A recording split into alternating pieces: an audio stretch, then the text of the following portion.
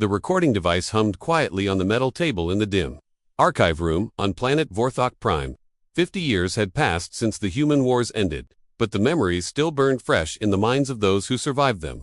Commander, Veltar sat across from a young historian named Cormel, his 4 scarred arms resting heavily on the table surface. Veltar was old now, his once bright blue carapace faded to a dull gray.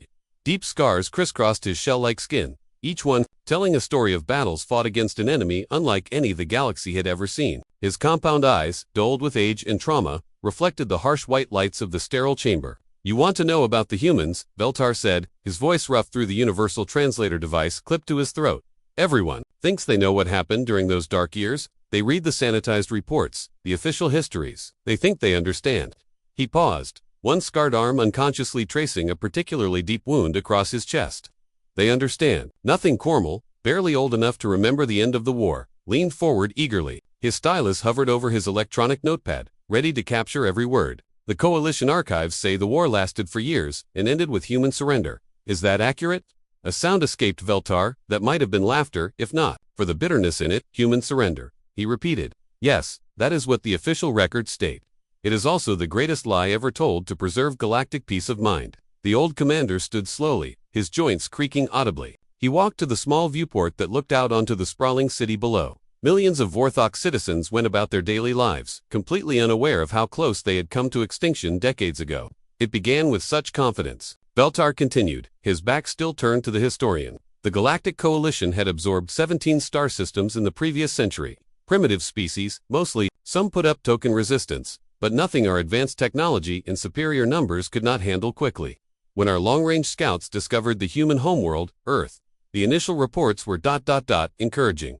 A single inhabited planet, barely beginning to explore their own solar system. Crude chemical rockets, primitive weapons, fractured into hundreds of competing nations. Our analysts predicted total victory within 6 months." Veltar turned back to face Cormel, his compound eyes now focused intently on the young historian. What our analysts failed to understand was that humans had been fighting wars for their entire evolutionary history. Not just fighting other species for territory, like most civilizations. Humans fought themselves. Constantly, brutally, for thousands of years. The commander returned to his seat, settling his bulk into the reinforced chair designed for his species. "Our first mistake was assuming that their primitive technology meant primitive thinking. Our second mistake was believing that their political divisions made them weak. Our third mistake," he paused, his voice dropping to barely above a whisper. "Our third mistake was thinking that because they seemed fragile, they would break." Icily Cormel scribbled notes frantically. "What was your first actual contact with human forces?" "The colony world of New Harmony," Veltar replied immediately. "Standard occupation protocol. We surrounded the planet with 60 warships, landed troops at strategic locations, and demanded surrender from the planetary government. The response should have warned us about what we were truly facing." "What did they say?" "Nothing at first. For 3 full days, complete radio silence. Our ground forces reported that human civilians were evacuating cities in organized fashion, but there was no military response, no attempt at negotiation. Command interpreted this as preparation for surrender." Veltar's 4 arms began moving restlessly, a sign of agitation among his people. "On the 4th day, we received a single transmission from the planet's surface. It was brief. A human female, middle-aged by their standards, wearing what appeared to be civilian clothing. She looked directly into the camera and said 4 words, 'Come and take it.' That was their surrender." "That was their declaration of war," Veltar corrected. "Though we did not understand it at the time. The phrase meant nothing to us.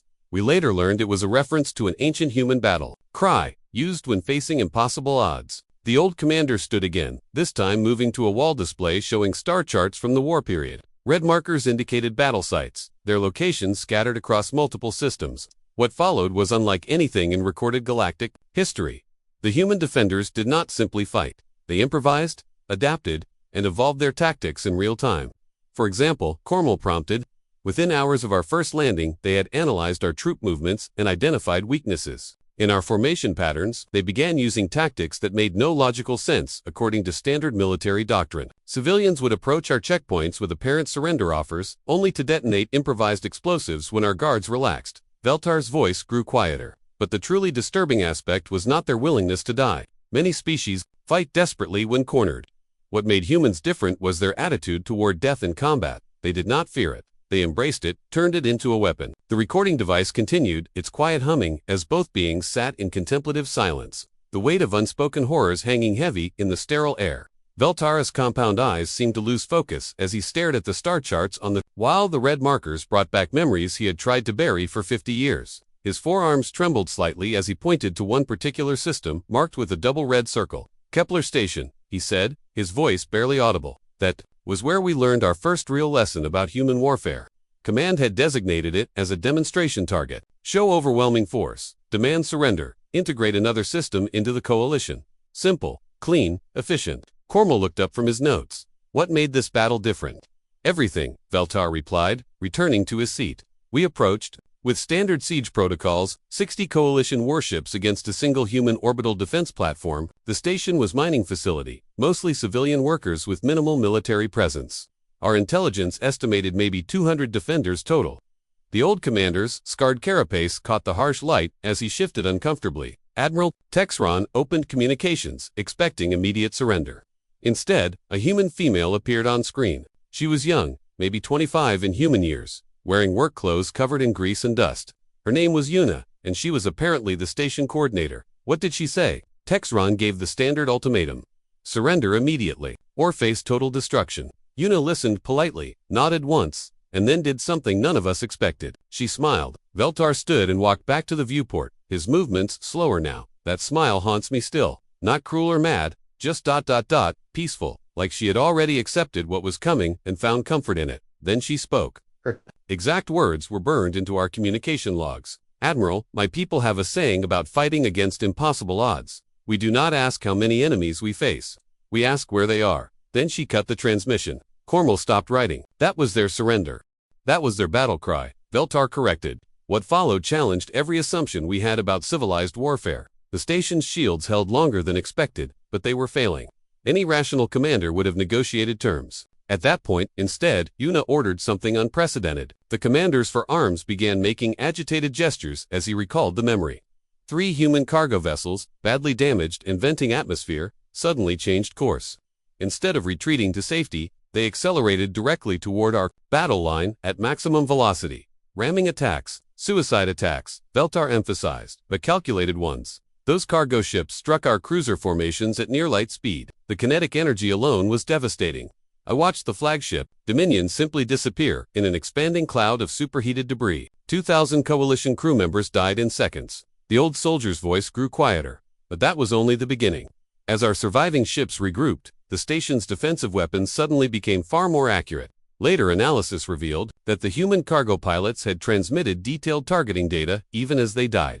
They turned their deaths into intelligence gathering. Cormel's stylus had stopped moving entirely. How many coalition ships were lost? 5 destroyers, 2 cruisers, and the flagship. From suicide attacks by damaged cargo vessels, Veltar turned back to face the historian. But the real shock came when we finally boarded the station. What did you find? Yuna and her remaining crew had barricaded themselves in the reactor core section. Standard protocol would be to negotiate, offer prisoner exchanges, find a peaceful resolution. Instead, when our boarding parties reached the blast doors, Yuna appeared on the internal communication system. Veltar's compound eyes dimmed as he continued. She was still smiling. Behind her, we could see maybe 50 human defenders, all injured, all exhausted. She looked directly at our camera feeds and made an announcement. What did she say?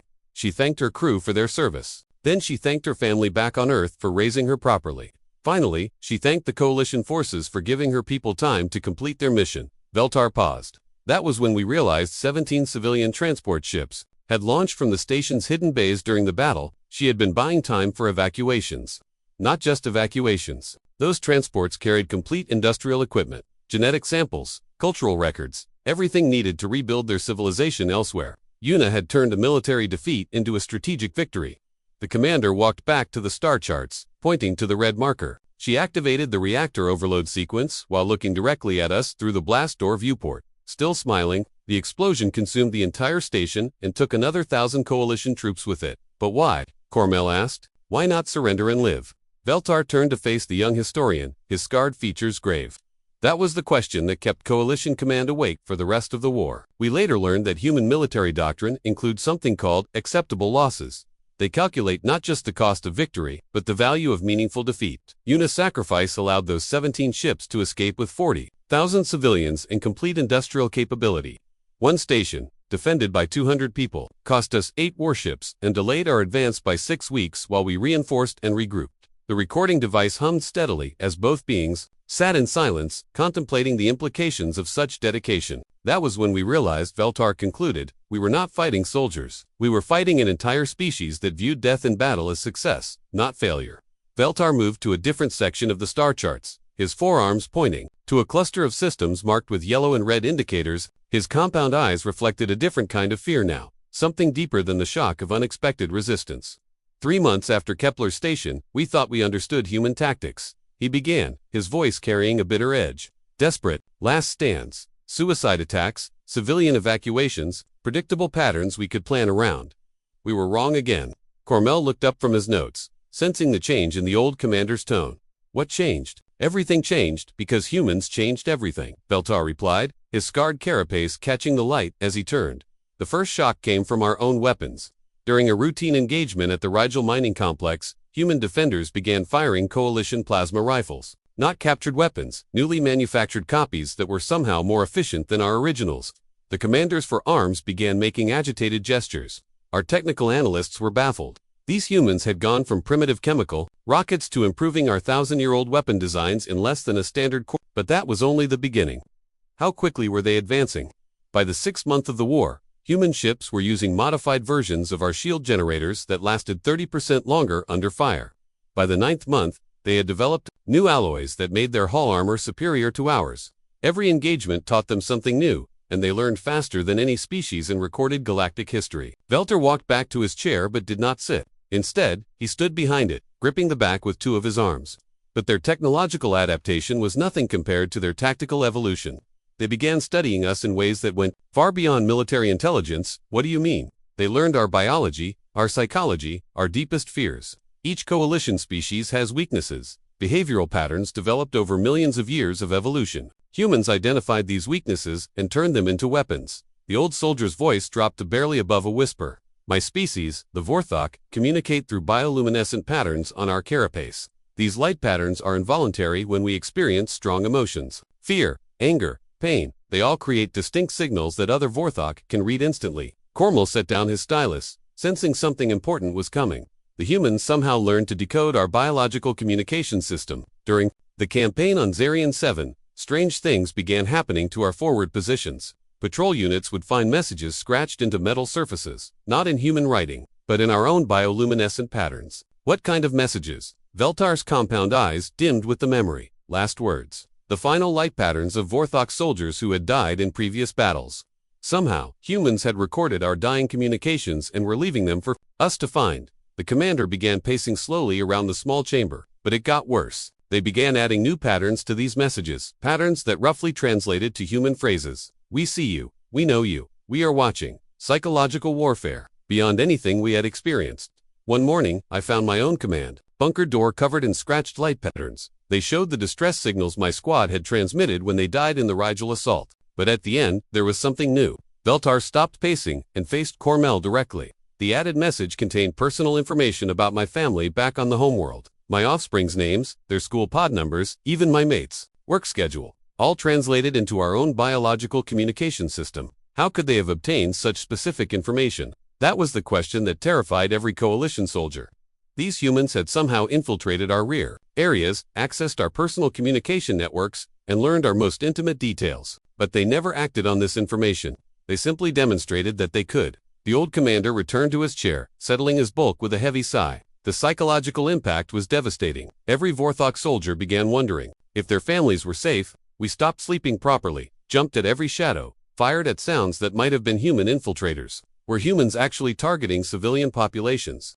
That was the most frightening part. They were not. Every piece of intelligence we gathered suggested that humans were deliberately avoiding civilian casualties. They could have struck at our families, our homeworlds, our non-military infrastructure. Instead, they chose to simply prove they had the capability. Veltar's 4 arms moved restlessly as he continued. Other coalition species reported similar experiences. The Xyloth found their underground tunnel systems mapped and marked with human symbols, even though Xyloth tunnels are supposed to be undetectable to surface dwellers. The Karani discovered that humans had learned to mimic their sonic communication frequencies, leading to false orders and confusion in their command structure. It was as if humans had been studying galactic warfare for generations before we ever made contact. Every species' weaknesses, every tactical doctrine, every biological and psychological vulnerability. They seemed to know it all. The recording device continued its steady humming as Veltar stared at the star charts. That was when Coalition Command realized we were not fighting a newly discovered primitive species. We were fighting a civilization that had spent its entire existence perfecting the art of warfare against opponents they had never met. They were ready for us before we ever arrived, he concluded. The question that haunted us was, what else? Were they ready for? Veltar's entire posture changed as he approached the war's darkest chapter. His forearms wrapped around himself, and his compound eyes dimmed to almost black. The scarred commander walked to the farthest corner of the room, as if trying to distance himself from the memories he was about to share. 2 years into the war, Coalition Command made a decision that haunts the galaxy to this day. He began, his voice barely audible. The humans were proving too adaptable, too resilient. Every victory they achieved, no matter how small, inspired more resistance. Command decided that a demonstration of overwhelming force was necessary. Cormo looked up from his notes, sensing the weight of what was coming. What kind of demonstration? Operation Silent Thunder. Veltar whispered the name like a curse. 3 human colony worlds were selected as targets. New Geneva, Port Victoria, and Terra Nova. Each world had roughly 2 million human colonists, farmers, miners, families who had never fired a shot in anger. The old commander's scarred carapace seemed to darken further. I was assigned to the flagship Eternal Victory when we approached New Geneva. The plan was simple and terrible. Use planet-killer weapons to destroy all 3 worlds simultaneously. Show the remaining human colonies that continued resistance would result in complete annihilation. You participated in this operation. I followed orders, Veltar replied, his voice filled with shame. Admiral Kekstar gave the command, and I operated the targeting systems. We fired the planet-killer weapon at New Geneva at 0800 hours. Standard, Galactic time. The commander moved back to the viewport, staring out at the city below. I watched 2 million human lives end in 37 minutes. Cities turned to glass, oceans boiled away, the atmosphere itself burned. By the time the bombardment ended, New Geneva was nothing but a dead rock floating in space. Similar reports came from the other target worlds. Port Victoria and Terra Nova suffered the same fate. In less than 1 standard day, coalition forces had murdered 6 million human civilians. Cormel's stylus had stopped moving entirely. The weight of such massive loss of life was difficult to comprehend. Command declared the operation a success, Veltar continued. Admiral Kekstar transmitted messages to all remaining human colonies, demanding immediate surrender. The message was clear: submit or face the same fate as the 3 destroyed worlds. What was the human response? Veltar turned from the viewport, his compound eyes now focused intensely on the historian. Nothing. For 7 full days, complete silence from every human colony, every military installation, every communication relay. We began to think the demonstration had worked, that humanity had finally accepted the futility of resistance.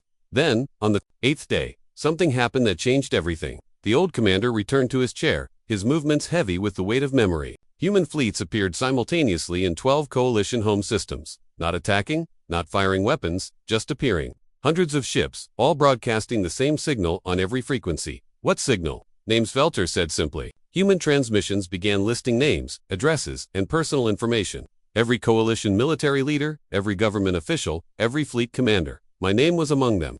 The commanders for arms began trembling as he continued. But it was not just military personnel. They broadcast information about our families, our children, our private lives. Details that should have been impossible for outsiders to obtain. How detailed, they knew everything. Veltar emphasized. My offspring's school records, my mate's medical history, my own military service record, including classified operations. They knew where I grew up, what foods I preferred, even my childhood fears. The old soldier stood and began pacing again, his movements more agitated now. Then a human officer appeared on all our communication screens. He introduced himself as Commander G1, and he looked directly at us through the camera. What did he say? He spoke calmly, almost gently. Coalition forces, you have made a terrible mistake. You believed that destroying our worlds would break our will to fight. Instead, you have taught us that this war cannot end with negotiation or compromise. You have shown us that you are willing to murder millions of innocent people to achieve your goals. Veltar stopped pacing and faced Cormel directly. Then Commander Guan said something that broke every military leader in the coalition. He began reading personal messages, love letters between mates, private communications between parents and offspring, confession records from religious ceremonies. They had intercepted private communications, more than intercepted. They had been among us for months, maybe years. Guan explained that human intelligence operatives had infiltrated every level of coalition society. They had been gathering information, mapping our weaknesses, preparing for this moment. The commander's voice dropped to a whisper. But the Truly terrifying revelation came at the end of his broadcast. Jiwan looked directly into the camera and said, "You murdered 6 million of our people to send a message. We are now going to send you a message. This is what we can do when we are being gentle with you." What did that mean? Veltar returned to his chair, his entire body seeming to collapse inward. It meant that everything we had experienced, the tactical surprises, the psychological warfare, the technological adaptations, all of it had been humans fighting with restraint. The broadcast ended with 17 words that ended the war. "Don't make us stop being gentle. You really do not want to see what comes next." The recording device continued, its steady humming, as both beings sat in silence, contemplating the implications of such a revelation. Cormel set his stylus down completely, his hands trembling slightly as he looked at the old commander. The weight of the previous revelations hung heavy in the air, but something in Veltar's posture suggested the most important part of the story was yet to come. The official records state that humanity surrendered 3 days after the Silent Thunder broadcasts, Cormel said carefully. Is that what actually happened? Veltar's compound eyes fixed on the young historian with an intensity that made him uncomfortable. The official records are the greatest lie ever told to preserve galactic peace. What actually happened was far more terrifying than any surrender. The old commander stood and walked to a sealed cabinet in the corner of the room. From it, he withdrew a small data crystal, its surface scarred and worn from age. This contains the real recordings from those final days. What I am about to tell you is classified at the highest levels of Coalition Command. Why are you sharing it now? Because 50 years have passed, and the generation that lived through the human wars is dying. Someone must know the truth before we are all gone. Veltar inserted the crystal into the room's display system. Images flickered to life, showing Coalition Command's main operations center during the war's final days. Officers moved frantically between stations while alert klaxons wailed in the background. 3 days after Commander Jiwan's broadcast, a single human shuttle requested permission to dock with Coalition Command's flagship. No weapons, no escort ships, just a small diplomatic vessel carrying 5 humans.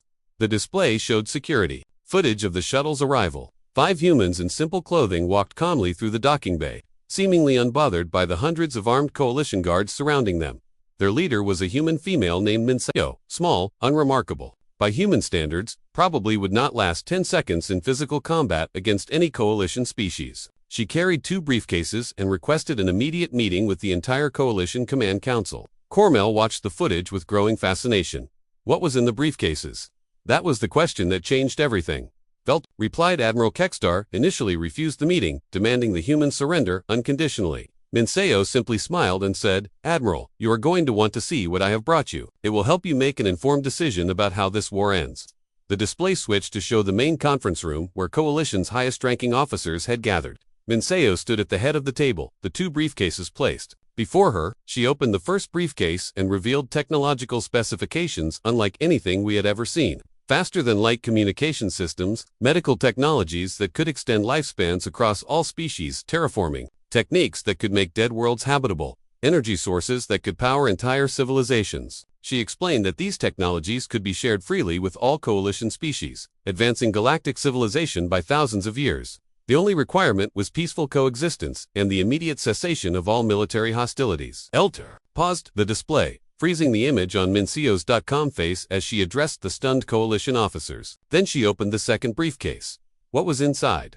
Weapon specifications, Veltar said quietly, but not just any weapons. The second briefcase contained plans for devices so devastating they could sterilize entire star systems. Biological agents specifically designed to target each Coalition species' genetic structure. Nanomachines that could consume planetary atmospheres.